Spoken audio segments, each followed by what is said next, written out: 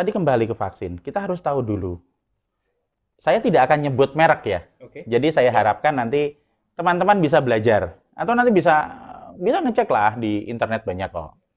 Jadi virus kita harus tahu dulu bahwa eh, apa namanya bentuk virus itu seperti apa. Bentuk virus itu kan kayak yang digambarin itu loh. Ya, ya, ya. Ada bola, Bola, seperti ada bola, duri. ada duri-durinya tadi toh. Ya. Nah, bolanya itu kulitnya itu tersusun dari protein namanya M, membran. Oke. Terus ada juga bagian luarnya, kulitnya lagi, itu namanya protein E, envelope. Kemudian ada durinya namanya S, itu dari spike, duri, protein duri, itu banyak protein. Bagian dalamnya ada protein N, nukleokapsid. Berarti bagian inti dari virus tersebut yang isinya RNA dari virus COVID-19. Nah, kalau tubuh kita kemasukan virus yang utuh dari banyak protein, maka tubuh kita akan merespon dengan, ingat tadi, sel memori tadi toh, mengeluarkan antibodi untuk virus utuh. Berarti kita akan dapat apa? Antibodi untuk protein S, antibodi untuk protein N, protein M, protein E, dan semuanya. Oke? Jadi, kalau tubuh kita kemasukan virus utuh, maka tubuh kita akan mengembangkan kekebalan yang sempurna untuk melawan virusnya besoknya.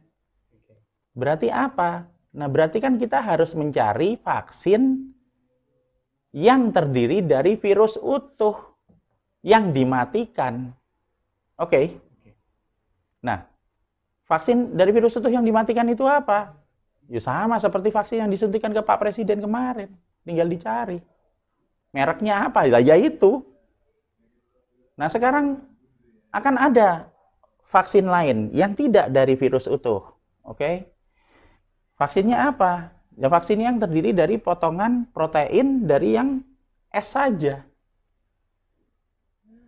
Jadi ada yang virus utuh, ada yang cuma potongan ujungnya spike saja. Ujung spike saja, potongan protein spike saja. Nah, protein spike ini kalau dimasukin langsung ke dalam tubuh, itu nggak bisa mancing antibodi. Makanya harus dibawa sama yang namanya vektor. Sebelum closing statement, Pak D, bisa dijelaskan? Ya, Vektor dulu. Vektor dulu. Oke. Lah, vektor itu apa? Vektor itu kendaraan pembawa kayak mobil. Mobil dimasukin protein S ke dalam. Nah, mobilnya apa? Nah, mobilnya ini ada yang berwujud yang sekarang ini dimasukkan ke adenovirus. Nah, ini adenovirusnya, adenovirus hidup. Sehingga dibayangkan ada virus baru lagi yang namanya adenovirus yang ditambahin protein S dari virus COVID yang kemudian disuntikkan ke tubuh kita. Apa yang terjadi kalau kita masukin adenovirus ke tubuh kita? Hidup. Dia jadi sakit. Yang terjadi apa? Akan ada demam. Lah itu normal. Seperti tadi coronavirus tadi. Nah, ini adenovirus akan jadi demam. Nah, kelebihan dari adenovirus adalah memang dia menggumpalkan darah. Sehingga yang terjadi apa? Nanti akan ada sumbatan darah. Mungkin bisa di vena atau di arteri. Sehingga darah nggak bisa balik lancar. Bukankah itu menjadi lebih bahaya? Iya. Makanya kan ada efek sampingnya. Efek sampingnya apa? Ada yang demam, ada yang panas, ya toh. Padahal efektivitas yang dikeluarkan ya cuma potongan protein S, bukan keseluruhan virus kan gitu. Lah mana virus yang aman, mana yang virus ada efek sampingnya yang tidak aman?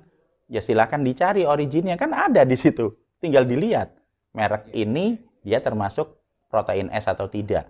Vektornya apa? Adenovirus atau bukan? Kalau adenovirus ya, kalau saya mendingan kena coronavirus sekalian loh, saya jelas sembuh 7. Iya, daripada saya masukin adenovirus, karena adenovirus efeknya lebih parah daripada coronavirus.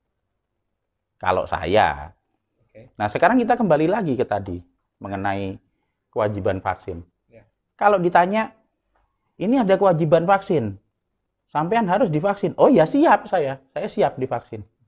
Oke, kalau gitu saya vaksin. Oke, saya divaksin. Kalau gitu saya milih vaksin yang aman, yang terdiri dari virus utuh yang dimatikan. Kan gitu. Lah saya berhak dong milih. Di peraturannya tidak disebutkan merek loh.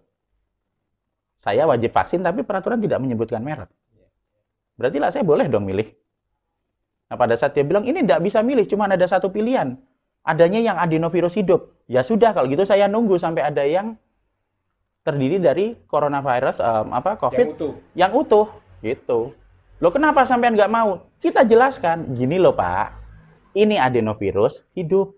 Kalau masuk ke dalam, nanti efek sampingnya akan gumpalkan darah saya jadi sakit. Padahal isinya cuma potongan proteinnya. Saya dijelaskan, kita harus jelaskan. Sampean kebanyakan ngomong, pokoknya harus ini divaksin sekarang. Lah ya sudah, kalau sampean tetap maksa, ya sekarang sampean bikin pernyataan saja.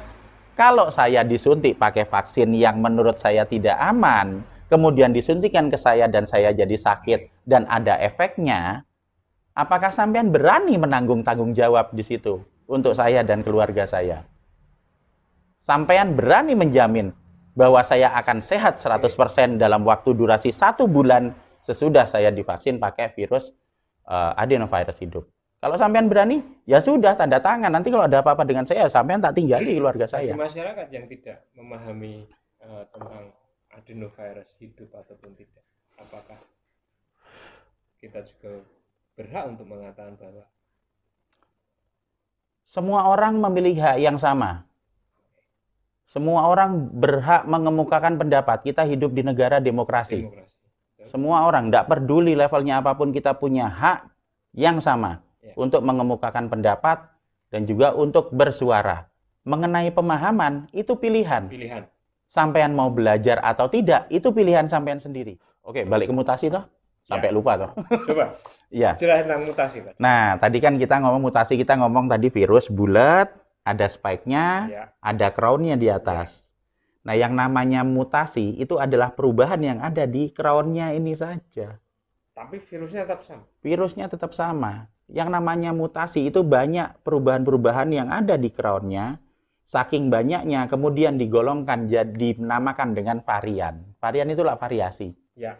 Maka akan ada varian Inggris, ada varian Afrika Selatan, ada varian Brazil, ada varian Jepang, ada varian India. Untuk menunjukkan apa? Bahwa ada perubahan di protein sebelah sini gitu kan. Itu kumpulan. Boleh nggak saya sebagai orang awam saya menganalogikan bahwa perubahan pada virus ini tadi adalah seperti kita saja, seperti manusia ketika ada orang yang akhirnya berjenggot. Iya. Ada yang tidak. Iya. Iya. Hampir sama seperti itu. Dia adalah seorang manusia. Iya, lah sama. Dalam konteks ini adalah virusnya sama. Iya, varian. Iya. Jadi misalnya jenengan, ya toh, sampean rambutnya gondrong, dikuncir, varian gondrong. Lah kalau saya cuma jenggotnya aja loh, rambutnya enggak ada kan gitu. Lah iya itu varian. Varian Indro, varian Mas Joko, cuma itu toh. Tapi kita berdua tetap manusia yang sama. Sama seperti virus itu. Yang namanya varian ya perubahan yang ada di ujung protein S saja yang sebanyak 2%. 98% ke bawahnya mulai dari batang, protein yang M-nya, protein kulitnya envelop, protein membrannya, nukleoproteinnya, semuanya masih virus yang sama.